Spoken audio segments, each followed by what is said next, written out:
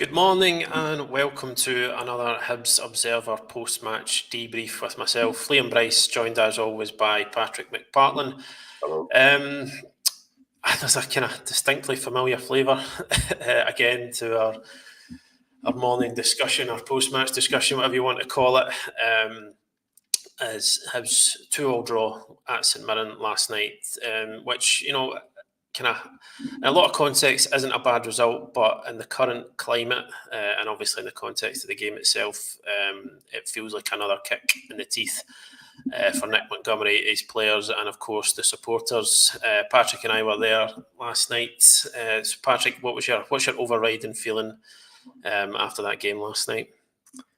I think one of déjà vu to begin with. I think we've seen this game play out so much for him recently, not even just under Nick Montgomery, but just under previous managers as well, where everything seems to be going quite well, and then the other team goes and spoils it. And I think it's natural when you've got a new manager in place like Hibs have. I know it's been sort of 8 league games, 10 games overall, but I think it's maybe last night maybe sort of highlights the scale of the job facing him. I think that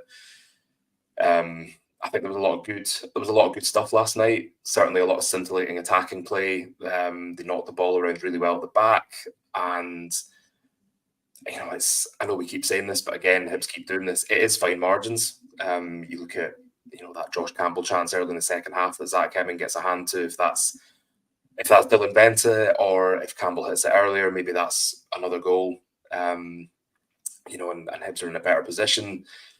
And there's bodies flying when Lewis Jameson scores the winner, and it really could have gone anywhere. So it feels a little bit like things maybe aren't going Hibs' way at the moment. But and it does sound like a bit of a cop out, but there are certainly improvements in the way they're playing. I thought they looked sharp last night after the disappointment of Saturday, when I think we said at the time they looked quite lethargic, quite kind of heavy-legged at times. But I think there was a lot to like about last night. They're a couple of minutes away from getting what will be a very good 3 points at a difficult venue against a team who have performed really well so far this season.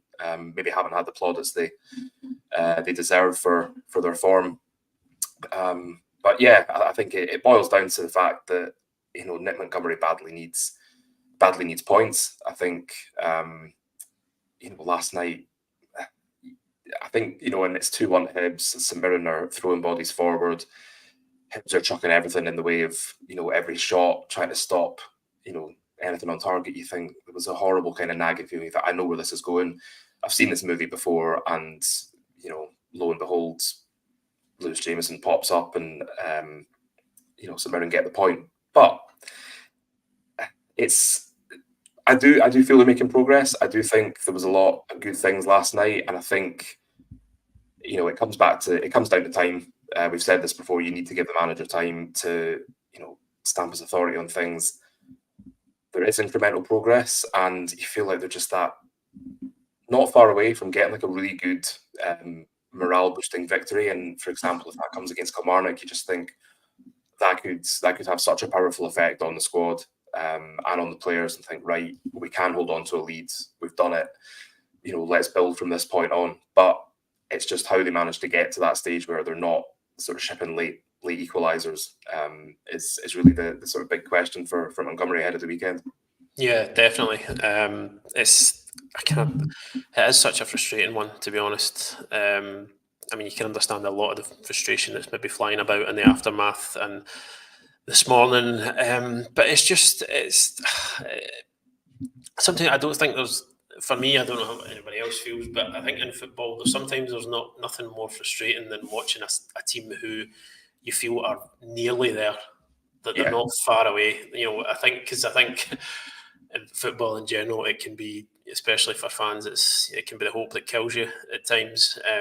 But kind of watching this side, it really, in a lot of aspects, it doesn't feel as though they're too far away from being a good side. And that can be incredibly frustrating in itself.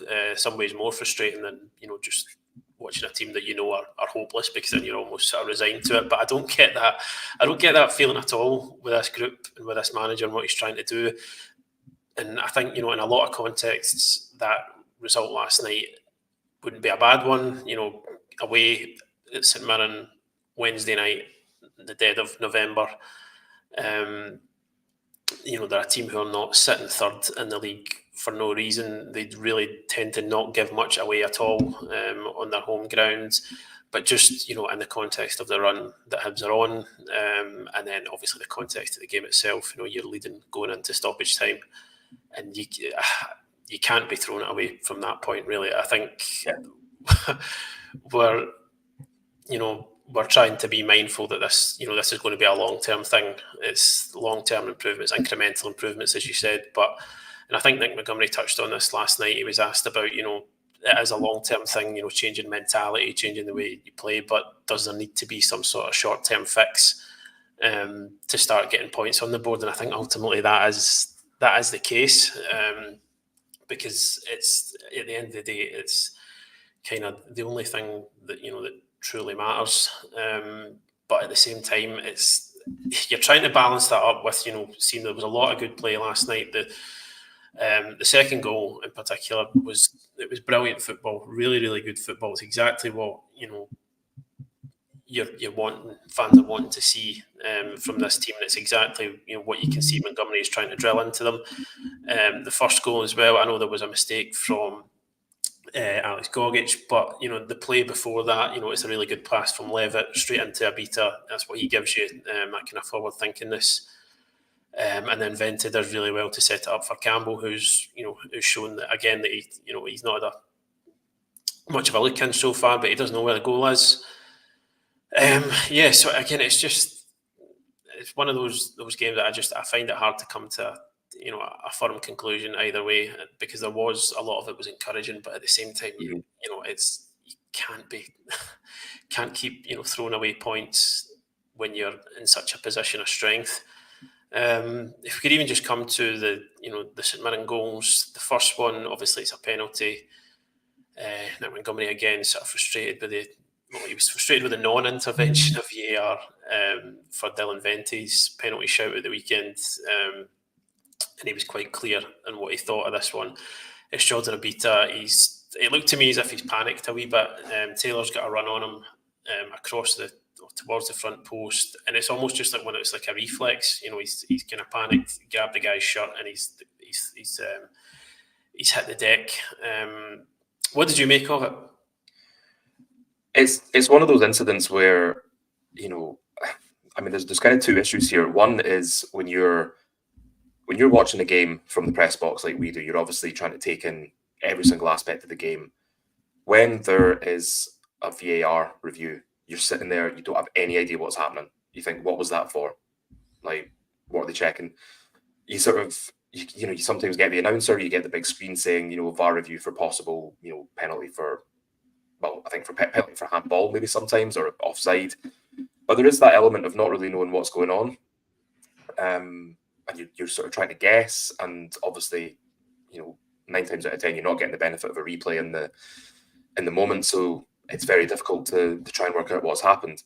I think in terms of the incident last night, I think Nick Montgomery hit the nail on the head. I've seen it back. I think, yes, it probably is a penalty. I think it's a daft one to give away. But at the same time, we see this happening at just about every corner in every game in the Cinch Premiership, every week, every midweek. And Nick Montgomery is saying, if you're giving penalties for that, then you need to give them all the time, and you're going to get 10 or 11 penalties a game. Sorry. And I think Lee Johnson said the same thing when there was a sort of similar penalty given. So, it comes down to just that consistency. You think, yes, it's a penalty, but if you're going to punish that in one game, you need to punish it in every game, and you need to punish it every time it happens. It's should the beat have been more clever? Yes, he probably should have.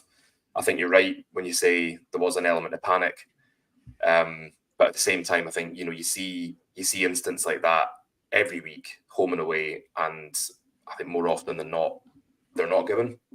So I think you can understand Montgomery's frustration. Not so much for the fact that the penalty was given, because I think he alluded to the fact that he felt it was soft, but I think, you see it back and you see what penalties are given for. I think it's pretty clear cut for me. You can't do that and give the referee a decision to make. I know that's a cliche, but it's just the way these things go. And if you're lucky enough to get away with it, great. But if you're the one that doesn't get away with it, then you give away a penalty, and in last night's case, a goal. So yeah, it's one of those situations where Abita could do that in another game and get away with it. Yeah, with that. So there's maybe an element of him being unlucky in that it's been seen, but also an element of daftness to do it in the first place, knowing that there's VAR, knowing that there is always a chance that you're going to get done, by the sort of replays, and yeah, that's what's happened. It's it's a sore one to take, but I think Nick Montgomery probably hit the nail on the head last night, where he's saying, if you're given one of them, you're going to be given several penalties a game if you're remaining consistent. But I'm not sure we'll see that happening somehow. Yeah, I think you're right. It's the inconsistency of application that I think is frustrating fans, not just Hibs fans, but kind of supporters across the board. People are constantly left, sort of confused, baffled by when it chooses to intervene, when it chooses not to intervene. I think just in a general point in VAR, I just feel as if it's become, and I know it's easy for us to sit here and talk about this when a decision's gone against Hibs, but just for maybe a bit of context, I wasn't sure. I know what Nick Montgomery was adamant at the weekend, but I wasn't sure it was a penalty on Dylan Vente. But just in a kind of broader context, it's VAR has just become this kind of all-encompassing presence. It was my understanding of it, maybe I was completely wrong, is when it first came in, it would be something that would be in the background to be used in kind of cases of, really bad mistakes, really things that were, glaring errors that had been missed. Clear and obvious. Yeah, clear and obvious. Yeah, I'm sick of saying that phrase. But it just seems to be hanging over every element of the game. I feel like every game I've watched in the past almost week or so, the main talking point coming away from it has been VAR. With the Hibs game the weekend there, I watched Chelsea-Tottenham. There was a couple of interventions there. I don't know if anybody saw that. You're talking about it again. In the Celtic Atletico Madrid game, I watched a bit of Man United in Copenhagen when I come home last night, and again it was VAR was all over that. So it seems to be dominating every game at the moment. But I can probably sit here and complain about it as much as I like, but I think it's probably too late to roll back the clock on it completely. But it would be nice to see it, applied less, kind of liberally, less for every single incident, re-refereeing every single moment of the game, because I think it's just in terms of it being a spectacle, it was, we were kind of whole stadium was sitting last night for a good few minutes wondering exactly what the penalty check was for. I think I even heard somebody ask, what end is this at? Nobody really had much of an idea. I think for me, like, as far as I'm concerned, we could do this every single time we do a post-match video, but it comes to VAR, like, I think one of the things people love about sport is that element of chance and not knowing what's going to happen. And ultimately, if you cannot make sport perfect, which is obviously what it's almost like that's what VAR is trying to do. And I go back to you go back to Saturday at Hampden. Hibs score a goal, Hibs fans go tonto, hugging your pals. There's, drinks going in the air, people falling down like 3 or 4 rows, and exuberance, excitement, whatever. And then after 5 minutes, it's like, actually, that's not a goal, and it's just like it's taking so much out of the game. Because you kind of alluded to this, that when you go to a game and you're almost braced for, the most innocuous incident to get replayed and replayed again and replayed a third time. And, whether it's an offside, whether it's a foul, penalty, handball, whatever. I feel like we're moving away from this. Is it clear and obvious? Like if you're having to spend 5 or 6 minutes studying a replay to work out was he, a whisker offside, then that's kind of not really what it's there for. Mm-hmm. I think it's taken away a lot of the enjoyment from the sport for a lot of fans. Hear what the managers say about it, hear what the players say about it. I think it's rare to hear somebody involved in the game speaking positively about it. Obviously, I think every team's been on the end of a positive decision, but at the same time, it's kind of interrupting the flow of the game. It's taking away the excitement. It's taking away that element of chance, and it's affecting games, and I don't think necessarily for the better. And the other thing I think we need to remember is we've seen some really bizarre refereeing decisions in Scottish football over the years. These same people are watching the replays back on VAR. It's not, the technology does not make it a perfect system. You need to have, I go back to Lee Johnson's kind of rants at times last season when he was talking about referees being full-time. Other managers have done the same, and you can kind of get the point that, if you're going to have VAR, we're losing viewers so rapidly here. I'm going to move on to something else. I'm bored of myself, to be honest, but, I think it kind of comes down to the fact that the same people making the decisions are, the people making bizarre calls in the past. Having VAR, having the technology is not going to magically make it perfect.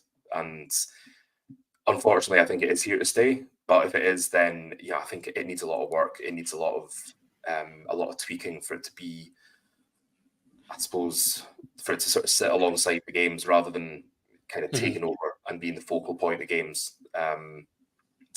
Because that's, we were talking last night in the press box and saying, why, it's another game and it's another question about VAR. We're bored of asking the questions. The manager and the players are bored of talking about them. But it's obviously creating big incidents in nearly every game, and we obviously wouldn't be doing our jobs if we didn't ask about it, if we didn't bring it up. But I think I speak for a lot of us when I say I'm kind of a bit kind of fatigued writing about VAR, talking about VAR. Absolutely. And that rare occasion, like I think that's ironically the Hibs St Mirren Viaplay Cup quarter final, which was played without VAR, so refreshing. Because goals can go in, the fans can celebrate. There's not going to be a 5-minute review. Like, was he slightly offside? Was there a foul in the build-up? And it's it's just, I think it's, I think you can see why a lot of fans these days are maybe going to like local games, going to games down the divisions, because there isn't VAR and it is more just sort of football in its raw sense, its raw form, and ultimately more enjoyable. If your team wins 2-1 and that winner comes via a VAR awarded penalty, then fine. But I think everyone's in the position of saying, it's not really improved the game. So regardless of whether decisions go your way or not, it's just it's not for me. I think it's just become, every game now just seems to be a series of VAR incidents with a bit of football played around them, and that's not great. That's not what you want to be talking or writing about. And yet here we are doing exactly that. So let's move on. Yeah, I'm sorry if we dropped out for you there for a few seconds, folks. It seems our Wi-Fi is sick of us talking about VAR as well, which is completely understandable. So yeah, well, obviously we can move on to, oh God, where do we go from here? It's just, I know. So maybe if we can perhaps look at some of the more positive elements of last night. I think certainly one that Nick Montgomery was keen to talk about was Rory Whittaker coming in for his first league start. He was really quite effusive in his praise for him after the game. I think, I don't think anybody would be really disagreeing with that. He didn't look out of place at all. He looks like a kid with a bit of sort of maturity beyond these years, because he didn't seem, again, this is one of the kind of hardest places for teams to go in the Premiership these days. I got a really good, well-organised side who put you under, enormous pressure. And he handled it absolutely fine, I thought. Yeah, I mean, this is a youngster who turned 16, I think, in August. He's already played, Celtic and Rangers inside a week. He's handed his first start, and he's still sort of really, really young. Obviously, a lot of improvement needed. But I think the big thing for me is that Montgomery obviously trusts him to start him not only in a sort of a Premiership game away from home against a team that's going well, but also at right back in a system that demands a lot from both fullbacks. And I mean, I was lucky enough to watch Rory for the Hibs under-18s when he was. I mean, he started playing for them when he was, I think, still 15. And much in the same way that I think Montgomery did when he watched him in that under-18s game earlier this season, you could see that there was something about him that he had a bit. He had a bit more about him than some of the other players on the park, and you just thought, yeah, there's a chance that this kid's got something. But I think how rapidly he was promoted to the first team was quite a surprise. But it's a heck of a compliment from Montgomery for Rory, and we know that Montgomery has history of promoting players, young players, and giving them a chance. I think he was at Mariners. It was possibly in the double figures for the number of players that he gave debuts to when they were sort of 16, 17, 18, 19. So, it's a tired cliche if you're good enough, you're old enough. Or old enough, good enough. I can't remember which way around it goes. But, I think there's all the first thing. I was, yeah, okay. This is what I'm talking about VAR does to me. I know. It to me a gibbering wreck for the rest of the video. But yeah, I think it's about trust, and it's trusting him to not only play the way you want him to in the system, but also to give a good account of himself, to stand up to sort of seasoned professionals and guys with a lot more experience than him. I don't really recall him making any notable errors. I mean, obviously, yeah, there's a couple of times he gives the ball away. Everyone in the team does that. But there were a couple of really sort of vital blocks and interceptions, both in the first half and the start of the second half. And I like that when you watch him, he doesn't play like a 16-year-old. Like sometimes you look at a 16-year-old, playing in like a first team match in the Premiership, and you think, yeah, he looks like a wee kid. The strip's too big for him.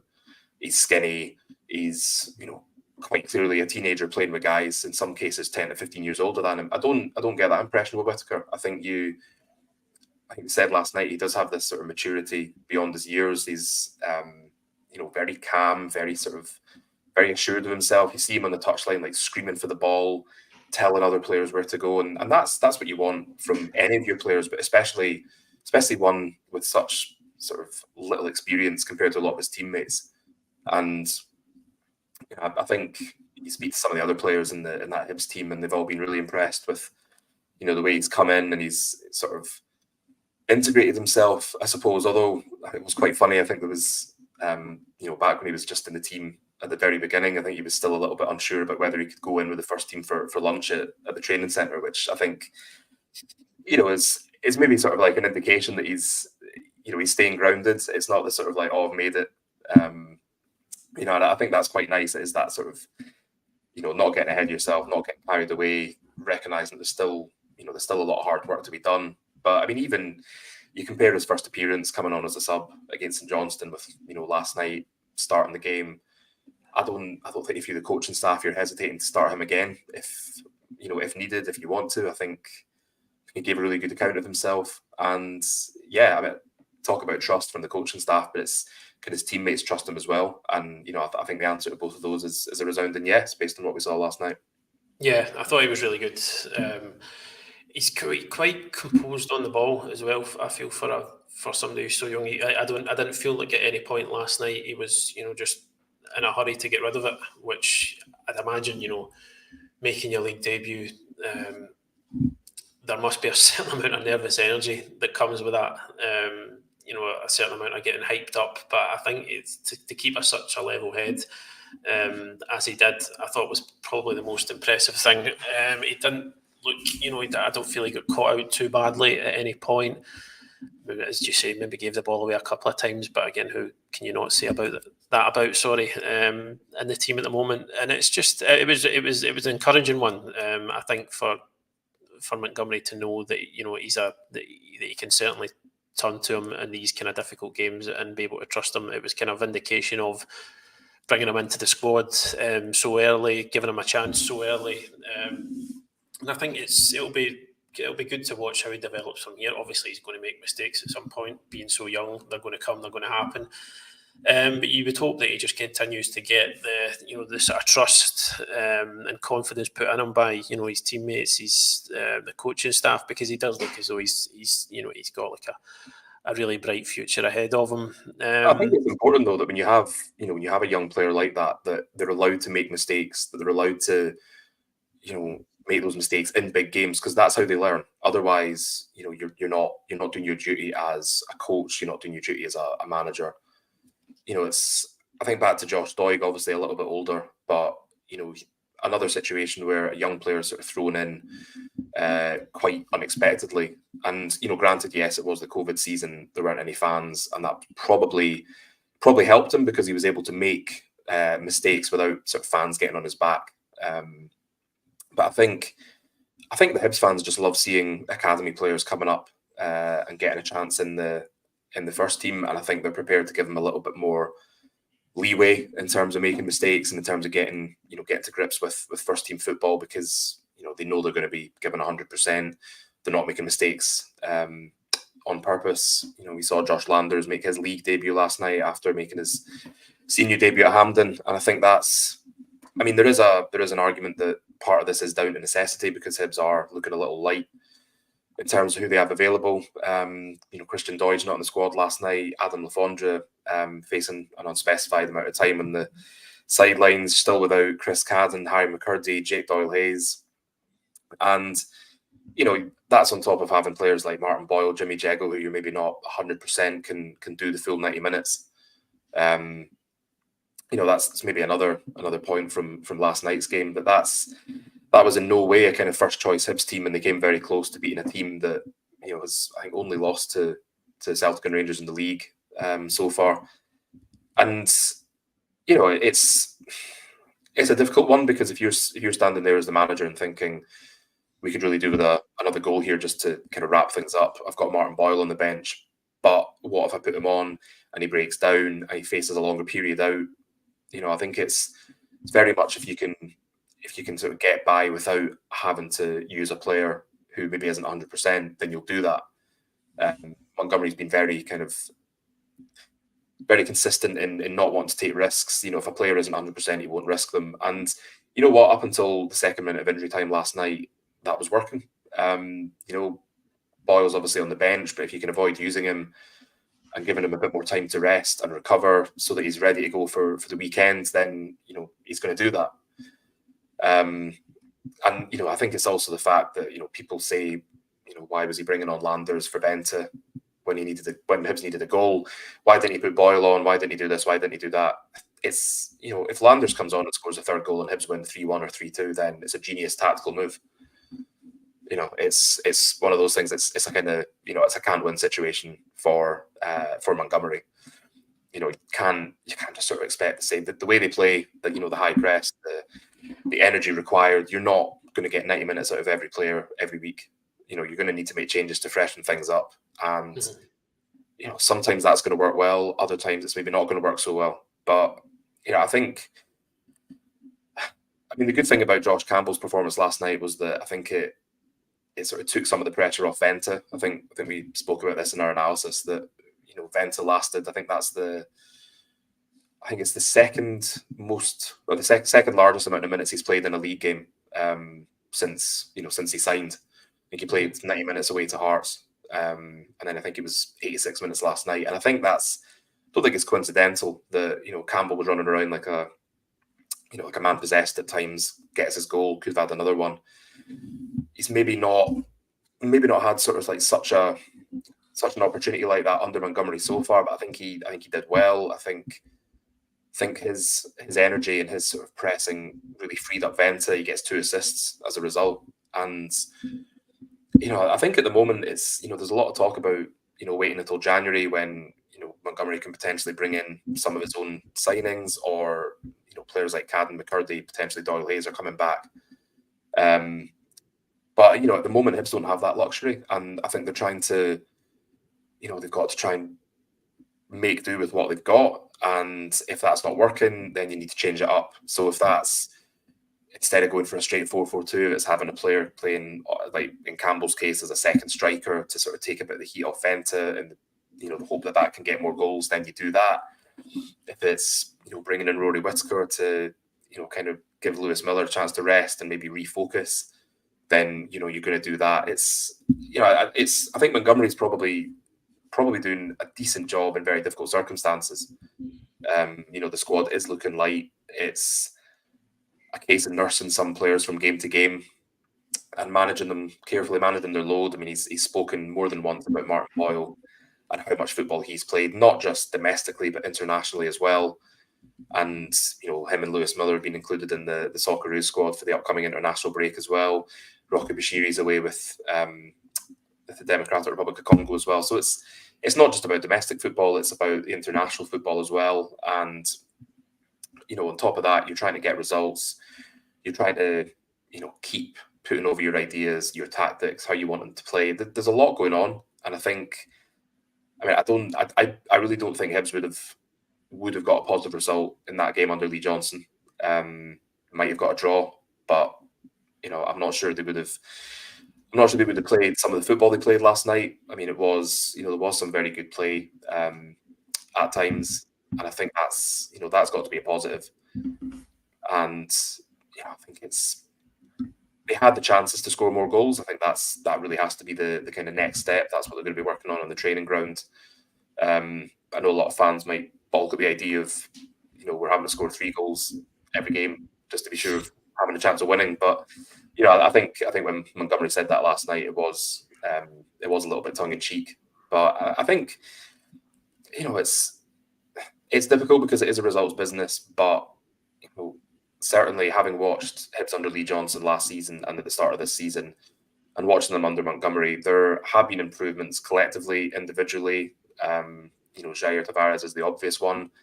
I think we've seen improvements in Jimmy Jeggo under Montgomery. I think we've seen improvements in Lewis Miller, and I think that'll happen with a lot of players. Rocky Bashiri is another one. I think that will carry on, and I think if Hibs have a full squad and they have depth on the bench, you've got Elias Melkerson coming back in January as well, or in December, I think, the end of the Norwegian season. There are going to be options for Hibs and for Montgomery, but at the moment it really just does feel like he can't catch a break. He's trying everything he can to get results, whether that's mixing up the front four, whether it's shaking up the midfield, whether it's trying things a little bit differently. You look at the short corners, that's obviously something they've been working on in training. You look at the way last night they're sort of mixing up the way they're taking goal kicks by getting Levitt involved instead of the centre halves. It's obviously Montgomery, Serge, they're all working kind of double time to try and continue making progress to get these results. I think it's managers don't often get time in the modern game, but I think we said this at the start of the show that it does feel that Hibs are not too far away from giving a team a proper doing when it just all clicks. Like some of the play last night, you look at Yuan's run for the second goal. There was another couple of moves, especially in the second half, where it was sort of like just really effective touch passing, weren't too far away from either getting a chance or from scoring. And I think Hibs fans will ideally want that to be Saturday. Get a sort of positive result against Kilmarnock, but I think at this rate, they take a scrappy 1-0, maybe even a VAR assisted penalty. But yeah, I think the difficult thing is that there are improvements being made. The team is on an upward trajectory. It's just it probably feels a little bit glacial at times, and I think the defence, for all it has improved since the start of the season, it's still prone to a little bit of nonsense. I'm not necessarily talking about last night because it's one of those where the ball falls to the St Mirren player in the edge of the box. He hits it. Marshall's unsighted by two defenders trying to get in the way of it. On another night, one of them blocks it, and Hibs are away with 3 points.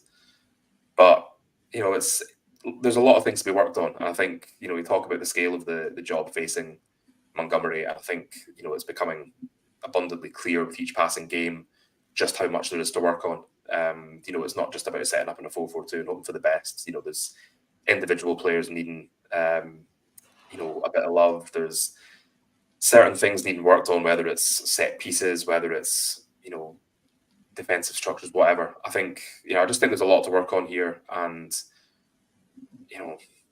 signs are positive, but at the same time, he does need to start winning games as well. I don't think it's. I think it'd be a bit hyperbole to say he's under pressure, but I think he'll know as well that ideally he needs to start getting results. And I suppose the positive for him and for the fans is that it feels like they're not too far away from getting those results. They just have to nail down what it is that's stopping them from holding on to leads in these games. And once they've sorted that, then I think we'll maybe see the start of a kind of positive run of results for Hibs in terms of more victories than draws, and more draws than defeats. Yeah, aye. Just before we finish up, mate, we had a question sent in with regards to any possible update on the situation with Bill Foley. I know there's been, there was some rumours flying around last night, but your understanding of that, is it still very much as it was the previous week? Yeah, I think it's one of those situations where it'd be very easy for like an outlet to take what's already gone before and paint it as being slightly different. I mean, I think I can't remember where it was an Italian outlet last night. It looked very similar to what was said in the lead up to the Ross County game. I don't think. I mean, it's been a week. I'd be very surprised if things had moved that quickly in such a short space of time. I mean, I think people obviously hear things, people talk as well, and I think you do get the odd bit of information. I think it's the same with transfers as well. Sometimes transfers are painted as being a little bit further down the road than they actually are, and it's there's all sorts of reasons for doing that, whether it's to put pressure on the player, to put pressure on the selling club, or whatever. But yeah, I think it's obviously still something that it's not gone away. It's still very much there. It's a very easy connection to make where you say, well, if somebody's sort of interested in taking in acquiring a minority stake in a club, then it kind of follows that perhaps over time they would want to gradually increase the size of that stake. And I think going on what Foley said before, he has sort of admitted that he's not very good at being the kind of minority partner. He likes to be in control. He likes to be in charge. I think he even described himself as a bit of a dictator. So I think you can put two and two together and say, well, if he's keen to acquire a minority stake, then it follows that you'll be keen to acquire a bigger stake over time, and that's true. But I think at the moment it's it probably is still in its infancy, for want of a better description. I don't think it's the kind of thing that can be rushed. Obviously, there's interest there. There's been, we'll call them preliminary talks. And I think Hibs would obviously update fans if there's anything to update them on. But at the moment, I think it's just one of those situations where there's obviously a lot of interest around it, partly because of Foley's background and partly because it's investment in a club. I've seen figures on social media. I think everyone probably has. But I think personally, I would be surprised if things have advanced that much since last week. But it's certainly something that I think a lot of fans are interested in, that we'll be keeping an eye on. That hopefully we'll be in a position to have an update if there is one sooner rather than later. But I don't really see there being a huge amount of change compared to where we were last week.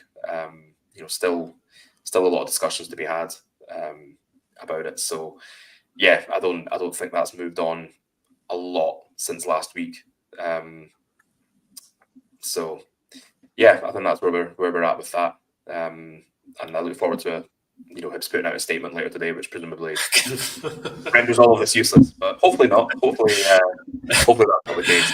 Famous last words. Yeah. It would be the first time. And those. And on that note, those will be our last words for today, folks. Thank you very much, as always, for joining us. We'll have more reaction and analysis on last night's game to come throughout the day on the Hibs Observer website and on our social media channels. So make sure you keep an eye on those for all the latest. And as I said, thanks again for joining us.